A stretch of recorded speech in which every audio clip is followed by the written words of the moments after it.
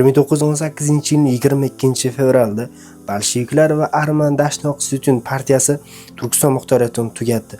Bolsheviklar 1917-yilning oktyabrida hukumat tepasiga kelgandi, lekin savol tug'iladi. Arman Dashnoq Syutun partiyasi qayerda tuzilgan va ularning maqsadi nima edi? Bugun shu haqida gaplashamiz. 1890-yilda Arman Dashnoq Syutun partiyasi Tiflisda tuzilgandi.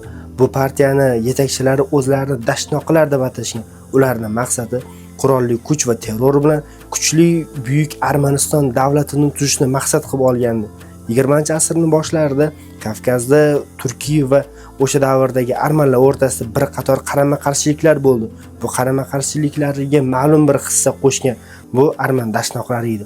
O'sha to'qnashuvlarning eng yiriklaridan biri 1915-yilda bo'ldi va Arman Dashnoqlari mag'lubiyatga uchrab, ularning bir qismi Turkistonga keldi.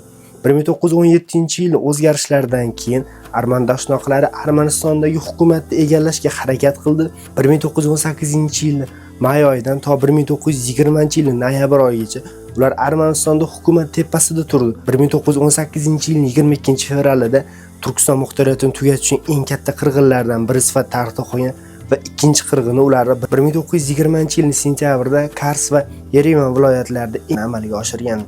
Ularning maqsadi musulmonlarni qirish bo'lgan bir millatchi partiya edi.